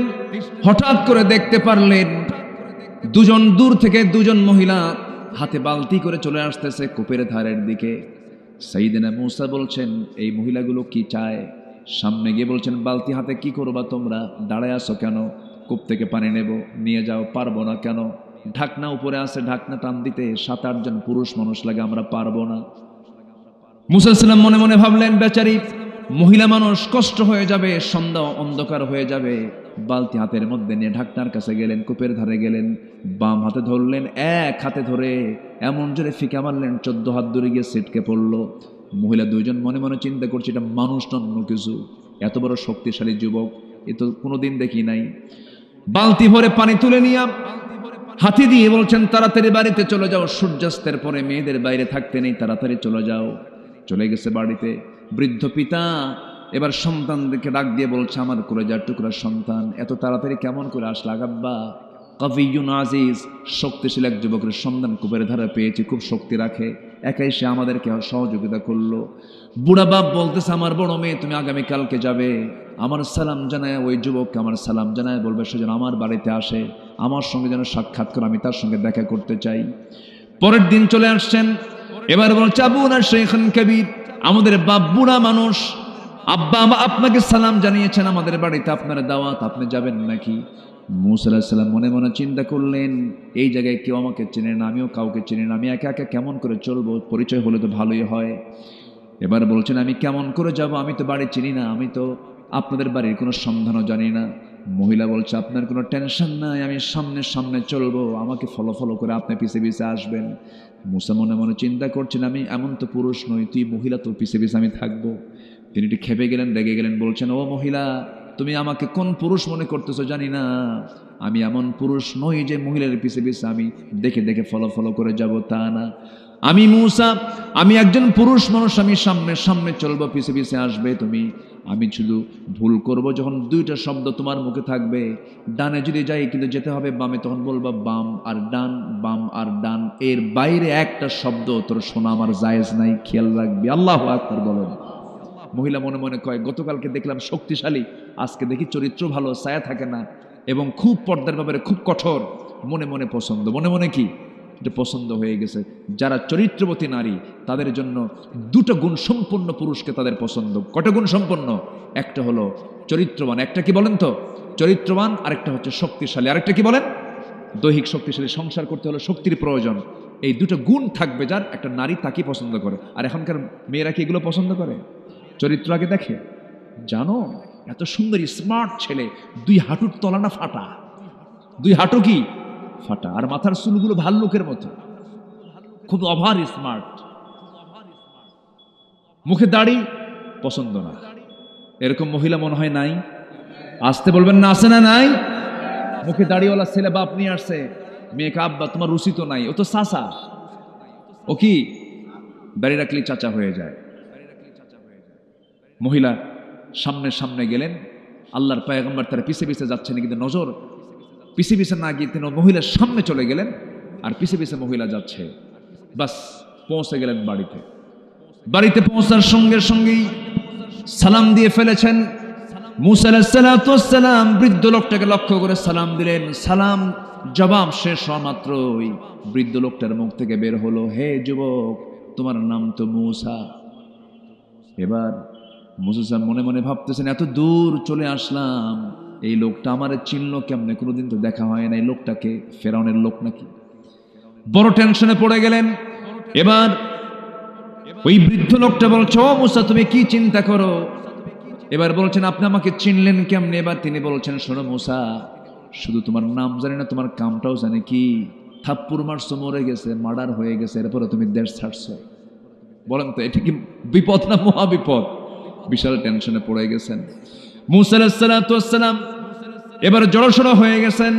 বৃদ্ধ লোকটা বলছে, হে মুসা, তুমি অজায়গায় আসো নাই, অপাত্রে আসো নাই, খারাপ কোনো জায়গায় আসো নাই। তুমি আমার সামনে যে দাঁড়িয়ে কথা বলছো, আমাকে দেখে বুড়া মনে হলেও আমি সাধারণ বুড়োদের কাতারের বুড়ো নই। আমার পরিচয় হলো ইলা মাদিয়ানা আখাহুম শুআইবা। মাদিয়ানবাসীর জন্য আল্লাহ রাব্বুল আলামিন যাকে আল্লাহর পয়গম্বর করে পাঠিয়েছেন, সেই হলাম আমি আল্লাহর পয়গম্বর শুআইব আলাইহিস সালাতু ওয়াস সালাম। খুব খুশি হয়ে, আহারে আমার কিসমতটা কত ভালো, নবীর সামনে আমি দাঁড়ায় দাঁড়ায় কথা বলি। তখন মুসা কিন্তু নবী হন নাই, মুসা কিন্তু নবী হন নাই। নবীকে পেয়ে তিনি খুব খুশি হয়ে গেলেন। খুশি হয়ে সামনে দাঁড়ায় আছেন। আল্লাহর পয়গম্বর শুআইব বলছেন, গতকালকে আমার মেয়ে দেখেছো, আজকেও মেয়ে দেখেছো, 2টা মেয়ের যে কোনো একটা মেয়েকে আমি তোমার সঙ্গে বিয়ে দিতে চাই, তুমি কি বিয়ে করবা নাকি? এত বড় একটা অফার কেমন করে প্রত্যাখ্যান করবেন? তিনি সঙ্গে সঙ্গে রাজি হয়ে গেছেন, হ্যাঁ আমি এখনই বিয়ে করতে রাজি আছি। এবার আল্লাহর পয়গম্বর বলছেন, আমার মেয়েকে যে বিয়ে দেব, তোমার রেকর্ড তো ভালো না। কেন? থাপ্পড় মারলে মানুষ মরে। থাপ্পড় মারলে কি মরে? মানুষ মরে। আমি আমার কলিজার টুকরা মেয়েকে বিয়ে দেব, সন্তানগুলো যদি হারিয়ে ফেলে তাহলে কেমন হয়? বিয়ে দেব, তবে এখন বিয়ে দেব না। কেন? তোমার কিছু কাজ আছে। কি কাজ? আমার কাছে যখন তুমি এসেছো বিশ্বাস করে, আমার কিছু কাজ তোমার করতে হবে। কি কাজ? সেই কাজটা হলো, আমার বাড়ির যে ছাগলগুলো আছে, এই ছাগলগুলো তোমাকে 8 বছর চড়াতে হবে, চষাতে হবে। 10 বছর হলে পরে মাস্টার্স কোর্স হয়ে যাবে, 8 বছর অনার্স কোর্স হয়ে যাবে। সঙ্গে সঙ্গে মুসা সাল্লাম বলেন, ঠিক আছে, আপনি যেহেতু আল্লাহর পয়গম্বর আমাকে অর্ডার দিয়েছেন, 10টা বছরে আমি আপনার বাড়ির ছাগল চড়াবো। এই পৃথিবীতে যত প্রাণী আছে, সকল প্রাণীর মধ্যে সবচেয়ে শান্ত ভদ্র একটা প্রাণীর নাম হলো ছাগল। নাকি? সবচেয়ে শান্ত না? পাগলে কিনা বলে, ছাগলে কিনা খায়। এই ছাগল পালার দায়িত্ব পেয়ে গেছেন মুসা আলাইহিস সালাতু ওয়াস সালাম, যিনি অত্যন্ত মেজাজি মানুষ ছিলেন, রাগী মানুষ ছিলেন। 10 বছর ছাগল পাললেন তিনি। সর্বশেষ দিন ছাগলগুলো নিয়ে যখন তিনি বাড়ির দিকে রওনা করলেন, হঠাৎ করে ছাগল পাল থেকে একটা ছাগল একাকী একদিকে দৌড় মেরেছে বিচ্ছিন্ন হয়ে। এই ছাগল পাল রেখে মুসা আলাইহিস সালাম ওই ছাগলটার পিছনে দৌড় মারলেন। ইবনে কাসির এসেছে, তাফসীর ইবনে কাসির আসছে, তিনি দৌড় মারছেন। ছাগল দৌড়ায়, নবুও দৌড়ান। ছাগল যতই দৌড়ায়, বলেন তো, যে ধরতে যায় তার রাগ কমে না বাড়ে? রাগ বাড়তে বাড়তে 100 ডিগ্রি হয়ে গেছে। ছাগলটা থেমে গেছে। 2 পা 2 হাতের মধ্যে ধরেছেন। 2 পা 2 হাতের মধ্যে ধরে শূন্যের উপরে খাড়া করেছেন। এক আছাড় মারবেন, এক আছাড়ে দুনিয়া থেকে মেরে ফেলবেন, দুনিয়া থেকে বিদায় করবেন। কিন্তু লক্ষ্য করে দেখেন, ছাগলটা থরথর করে কাঁপতেছে, চোখে মুখে তার বিশাল ভয়ের ছাপ, লোমকূপ দিয়ে টপ টপ করে ঘামগুলো ঝরতেছে। তার মধ্যে দয়া হলো, তুই তো ছাগল, তোরে মাইরা লাভটা কি? মেরা তো কোনো লাভ নাই। আস্তে করে দুই পা দুই হাত থেকে ছেড়ে দিয়া ছাগলটাকে কোলের মধ্যে আদর করলেন। আল্লাহ বললেন, মুসা তোমার রাগ কমে গেছে, আমি তোমাকে এক্ষুনি নবুয়ত দিয়ে দিলাম, লা ইলাহা ইল্লাল্লাহু মুসা কালিমুল্লাহ। তাহলে ধৈর্য ছাড়া কি কোনো কিছু করা যাবে ভাই? বলেন, ধৈর্য ছাড়া কোনো কিছু করা যাবে? 15টা চারিত্রিক গুণ, আল কোরআনের 15টি চারিত্রিক গুণের 1 নাম্বার বললাম হলো সত্যবাদিতা, নাম্বার 2 হলো আমানতদারিতা, নাম্বার 3 হলো সাবর ধৈর্যশীলতা, নাম্বার 4 হলো জীবনের সকল জায়গায় আমরা ধৈর্য ধরবো। কার উপরে? আসতে বলবেন না, কার উপরে? আল্লাহ রাব্বুল আলামিন বলছেন, ফাইদা আযামতা ফাতাওয়াক্কাল আলাল্লাহ ইন্নাল্লাহা ইউহিব্বুল মুতাওয়াক্কিলিন। আরেক জায়গায় বলছেন, ওয়ামান ইয়াতাওয়াক্কাল আলাল্লাহ ফাহুয়া হাসবুহ। যে ব্যক্তি আল্লাহর প্রতি ভরসা করবে, আল্লাহ তার জন্য যথেষ্ট হয়ে যাবেন। সন্তান হয় না, চাইবো কার কাছে? আসতে বলেন, চাইবো কার কাছে? ছেলে দেন কে? মেয়ে দেন কে? দেন না কে? ফয়সালা কার? আল্লাহ পাকের ফয়সালা। কখনোই আল্লাহ ছাড়া কারো প্রতি ভরসা করা যাবে না। আল্লাহ যা দেবেন আল্লাহ দিবেন, দিবেন না আল্লাহ দিবেন আল্লাহ। সব ক্ষমতা একমাত্র কার? বলেন, জোরে বলেন, কার? আল্লাহ। কোন ব্যক্তি আপনাকে কোনো কিছু দিতে পারবে না, আমাকে দিবেন কে? আল্লাহ তাআলা। নাম্বার 5 হলো ইখলাস থাকতে হবে। ওয়ামা উমিরু ইল্লা লিয়াবুদুল্লাহা মুখলিসিনা লাহুদ্দিন হুনাফাআ ওয়া ইউকিমুস সালাতা ওয়া ইউতুজ যাকাতা ওয়া যালিকা দীনুল কাইয়্যিমাহ। নাম্বার 6 হলো আদালত, ন্যায় বিচার প্রতিষ্ঠা করা। ইয়া আইয়ুহাল্লাযীনা আমানু কুনু কাওয়ামিনা লিল্লাহি শুহাদাআ বিল কিসত। নাম্বার 7 হলো তওবা করা, ক্ষমা প্রার্থনা করা। ওয়াল্লাযীনা ইযা ফাআলু ফাহিশাতান আও যালামু আনফুসাহুম যাকারুল্লাহা ফাস্তাগফারু লিযুনুবিহিম। নাম্বার 8 হলো দয়া, সহানুভূতি। খুযিল আফওয়া ওয়া আমুর বিল উরফি ওয়া আ'রিদ আনিল জাহিলিন। নাম্বার 9 হলো নম্রতা। বলেন তো, আমরা নম্র হব না উগ্র হব? বলেন বলেন, উগ্র হব না নম্র হব? নম্র হব। ওয়া ইবাদুর রাহমানিল্লাযীনা ইয়ামশুনা আলাল আরদি হাওনাও ওয়া ইযা খাতাবাহুমুল জাহিলুনা ক্বালু সালামা। নাম্বার 10 হলো কৃতজ্ঞতা, কৃতজ্ঞ হওয়া। আল্লাহ রাব্বুল আলামিন বলেন, লা ইন শাকারতুম লা আযীদান্নাকুম ওয়া লা ইন কাফারতুম ইন্না আযাবি লাশাদীদ। নাম্বার 11 হলো সুজাআ, সাহসী হওয়া, সাহসিকতা নিয়ে আসে। এটা একটা চরিত্র, সুন্দর চরিত্র। আমরা ভীতু হব না সাহসী হব? বলেন, ভীতু না সাহসী? ভীতু না সাহসী? সাহসী হব। ইয়া আইয়ুহাল্লাযীনা আমানুসবিরু ওয়া সাবিরু ওয়া রাবিতু ওয়াত্তাকুল্লাহা লাআল্লাকুম তুফলিহুন। জোরে বলুন আল্লাহু আকবার। নাম্বার 12 হলো সৎ কাজের আদেশ দেবে, অসৎ কাজের বাধা দেবে।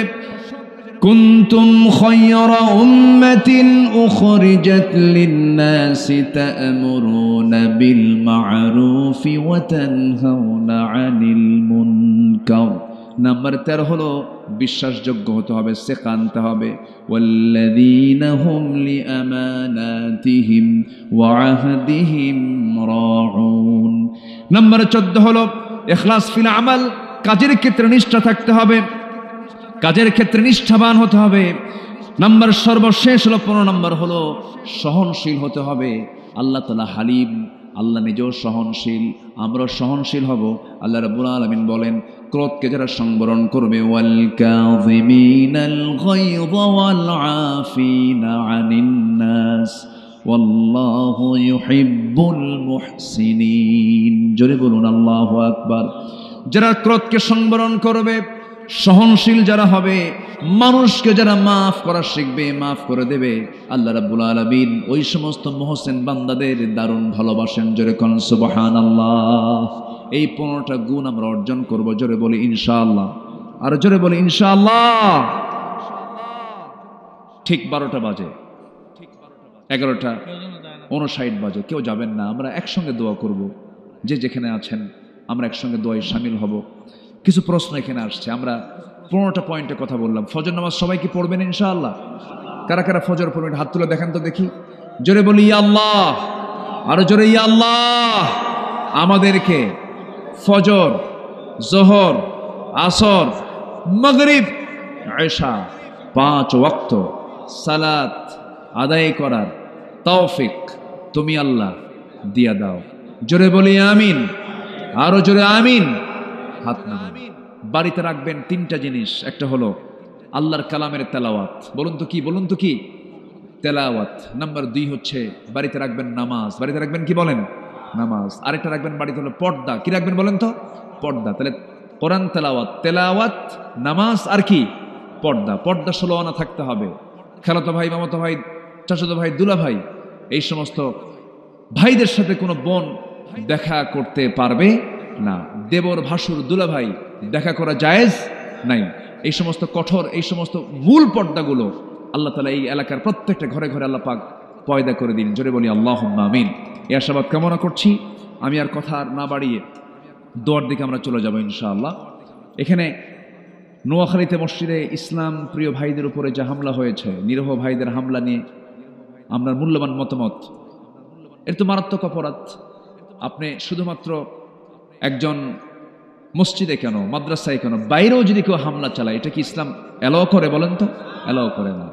কোরআন তেলাওয়াতের আসরে, কোরআনের দর্সের আসরে যারা হামলা চালায়, রক্তাক্ত করে, তাদের রক্তের মধ্যে ফিরআউনের রক্ত লুকানো আছে। আমরা মাহফিলের এই প্ল্যাটফর্ম থেকে নোয়াখালীর এই অপ্রীতিকর ঘটনার সঙ্গে যারা জড়িত, অবশ্যই তাদের দৃষ্টান্তমূলক শাস্তি আমরা দাবি করছি প্রশাসনের কাছে। সম্মানিত ভাইয়েরা, এইভাবে বিভিন্ন জায়গায় কিছু বিচ্ছিন্ন ঘটনা আমরা শুনতে পাচ্ছি। সম্প্রতি কোন এক মাহফিলে সরাসরি হামলা করা হয়েছে। আমার এক স্নেহধন্য, আমার অনুজ সাদিক আজহারির সেই প্রোগ্রামে কোন এক দলের লোকেরা নগ্ন হামলা চালিয়েছে। এই সমস্ত হামলার আমরা তীব্র নিন্দা জানাচ্ছি, এবং তীব্র নিন্দা শুধু নয়, এটার জন্য তদন্ত কমিটি করে চূড়ান্ত শাস্তি আমরা নিশ্চিত চাই। আমরা এমন অনাকাঙ্ক্ষিত ঘটনার আর পুনরাবৃত্তি যেন না হয়, এই দিকে আমরা সজাগ দৃষ্টি রাখি, আমরা নিজেরা সতর্ক থাকার চেষ্টা করি। আল্লাহ রাব্বুল আলামিন আমাদের সবাইকে দ্বীন প্রতিষ্ঠার কাজে নিজেকে প্রস্তুত রাখার তৌফিক সবাইকে দান করুন। আমার ডান পাশে যিনি বসে আছেন, আমার ভাই জাহাঙ্গীর ভাই। আপনার গ্রামের নামটা কি জানো? কোদলাপাড়া। দারুল কোরআন হাফিজে একটা এতিমখানা তিনি চালু করেছেন কোদলাপাড়ায়। উনি এটার প্রতিষ্ঠাতা, ফাউন্ডার। সবাই দোয়া করবেন আমার প্রিয় ভাই জাহাঙ্গীর ভাইয়ের দারুল কোরআন হাফিজে এতিমখানা মাদ্রাসাকে আল্লাহ তাআলা কবুল করুন। দেশ জাতি গড়ার জন্য যে উদ্যোগ নিয়েছেন, এই উদ্যোগকে আমরা সাধুবাদ জানাই, এবং উত্তরোত্তর আমরা এই প্রতিষ্ঠানের উন্নতি, আমরা অগ্রগতি কামনা করছি। জি, আগামী 13ই ডিসেম্বর একটা মাহফিল সেখানে উনি নিয়েছেন। সেখানে আমির হামজা উনি সেখানে থাকবেন। সবাই সেখানে 13ই ডিসেম্বর তো বহুদূর, আপনাদের আগাম দাওয়াত দিলাম। জি, ইনশাআল্লাহ আসুন, আমরা যতটুকু হয়েছে আমরা বলে ফেলি আলহামদুলিল্লাহ। সবাই নামাজের মতো করে বসি, আমরা আল্লাহর কাছে একটু চাবো, আল্লাহ যেন আমাদের গুনাহগুলোকে মাফ করে দেন। আল্লাহুম্মা আমিন। রব্বানা যালামনা আনফুসানা ওয়া ইল্লাম তাগফির লানা ওয়া তারহামনা লানাকুনান্না মিনাল খাসিরিন। লা তুযিগ কুলুবানা বা'দা ইয হাদাইতানা ওয়া হাব লানা মিন লাদুনকা রাহমাতান ইন্নাকা আনতাল ওয়াহ্হাব। অনেক রাত হয়ে গেছে, গভীর রাত, নিঝুম রাত। যশোর জেলার মনিরামপুরের নওপাড়া যুব সমাজ মাহফিল ইন্তেজামিয়া কমিটি কর্তৃক আয়োজিত আজকের এই মাহফিলের শেষ সময়ে এসে, শেষ লগনে এসে, শেষান্তে এসে তোমার শাহী দরবারে কাঙ্গাল ফিকারির মতো দুটো হাত পেতেছি। আল্লাহ, গুনার দিকে নজর দিও না, বান্দা মনে করে তামাম জীবনের সমস্ত গুনাহগুলোকে মেহেরবানি করে মাফ করে দাও। জনম দুঃখিনী মা, জনম দুঃখী বাপ জান যারা দুনিয়া থেকে বিদায় নিয়েছেন, জিন্দেগির গুনাহগুলো মাফ করে দাও, কবরগুলোকে জান্নাতের টুকরা বানায়া দাও। আব্বা আম্মার জন্য কি দোয়া করতে হয় তাও শিখিয়ে দিয়েছ। আওয়াজ দিয়ে দিল খুলে আমার সঙ্গে সবাই বলুন, রব্বির হামহুমা কামা রব্বায়ানি সাগীরা, রব্বির হামহুমা কামা রব্বায়ানি সাগীরা। ও আল্লাহ, বিশেষ করে মাহফিলটার আয়োজন করলেন যারা, শোনার জন্য কষ্ট করে আসলেন যারা, বিনিময়ে কিয়ামতের কঠিন ময়দান, যেদিন কেউ কাউকে চিনবে না, এমনকি মা সন্তানকে পর্যন্ত স্বীকার করে বসবে, যেদিন মানুষ কাঁদতে কাঁদতে চোখের পানিগুলো পড়ে যাবে, চোখ থেকে রক্ত বের হওয়া শুরু হয়ে যাবে, সেই কঠিন মুসিবতের দিন এ মাহফিল সবার জন্য নাজাতের মাধ্যম তুমি আল্লাহ বানাইয়া দিও। তোমার বান্দাগুলোকে নিয়ে এমন সময় হাত তুলেছি, 180 কোটি মুসলমানের দুনিয়ায় মুসলমানদের কোনো শান্তি নাই রে আল্লাহ। একটা ওমর দিয়ে দাও, একটা আবু বকর তুমি আল্লাহ মুসলিম বিশ্বের জন্য একটা ওমর আবু বকর পাঠায়া দাও আল্লাহ। আয় আল্লাহ তাআলা, আমার ডানে বামে সামনে পেছনে যত ভাই হাত তুলেছেন, যত মা বোন আড়ালে হাত তুলেছেন, যারা যা প্রার্থনা তুমি আল্লাহ দয়া করে কবুল আর মঞ্জুর করে নাও। দুনিয়া থেকে কোন দিন বিদায় নেব জানি না, ডান হাতে আমল নামা না আসা পর্যন্ত তুমি আমাদের কাউরে মৃত্যু দিও না আল্লাহ। আয় আল্লাহ তাআলা, এই মাহফিলকে বাস্তবায়ন করার জন্য বহু প্রবাসী ভাই প্রবাস জীবনে অনেক কষ্ট করে আছেন, প্রবাস জীবনকে তুমি আল্লাহ বরকতময় করে দাও। মাহফিল কমিটির ভাইদেরকে তুমি আল্লাহ দয়া করে কবুল আর মঞ্জুর করে নাও। নাওয়া পাড়ার প্রত্যেকটা যুবককে তুমি আল্লাহ দয়া করে কবুল আর মঞ্জুর করে নাও। এই গ্রামকে মাদক মুক্ত করে দাও। এই গ্রামের যত যুবক পথহারা হয়ে, ও আল্লাহ, বিভিন্ন জুয়ার এই মহাব্যাধি থেকে তুমি আল্লাহ বাঁচায়া দাও। আক্রান্ত যারা হয়েছে তাদেরকে ফিরে আসার তৌফিক দিয়া দাও। মসজিদমুখী বানায় দাও, দিনমুখী কোরআনমুখী তুমি আল্লাহ বানায় দাও। দুনিয়া থেকে কোন দিন বিদায় নেব জানি না রে আল্লাহ, ডান হাতে আমল নামা না আসা পর্যন্ত কবরে নিও না। বাবা গেছে, মা গেছে, দাদা গেছে, দাদি গেছে, নানা গেছে, নানি গেছে, নিজের ভাই অনেকের মরে গেছে, বোন অনেকের চলে গেছে, কত বন্ধুর কবর দিলাম। আমার একদিন কবর দেবে আরেকজন ভাই এসে দাফন করে ফেলবে, বিদায় দিয়ে ফেলবে। এই তো দুনিয়ার নিয়ম রে আল্লাহ। কোন দিন মরবো জানি না, তবে যেদিন মরবো রে টান মেরে ঘর থেকে বের করে দেবে। জীবনের শেষ গোসলটা হয়ে যাবে, মরা মুখ সব দেখে দেখে চলে যাবে, কবরের দিকে নিয়ে চলে যাবে, কবরের শোয়া দিবি। 24 ঘন্টা যাবে না, মাথার চুলগুলো খসে খসে পড়বে। 3 দিন যাবে না, চামড়াগুলো গলে গলে পোকার পেটের খাবার হয়ে যাবে রে। মাত্র 7টা দিন পেটের নারী ধরে সব চোখ মুখ কান নাক বের হওয়া শুরু হয়ে যাবে, কিম্ভূত কিমাকার চেহারা হয়ে যাবে রে। ও আল্লাহ, 3 মাস পর যদি কবর খনন করা হয়, কয়েকটা হাড় ছাড়া কিচ্ছু খুঁজে পাওয়া যাবে না। এই তো হলো দুনিয়ার নিয়ম। তোমার দরবারে ফরিয়াদ করি, ও আল্লাহ, তোমার পছন্দের গোলাম না হওয়া পর্যন্ত মরণ দিও না। মরণের সময় যখন চলে আসবে, জবানি জারি করে দিও কালেমায়ে কালেমা তাইয়্যিবা লা ইলাহা ইল্লাল্লাহু মুহাম্মাদুর রাসূলুল্লাহ। আসসালামু আলাইকুম ওয়া রাহমাতুল্লাহি ওয়া বারাকাতুহু।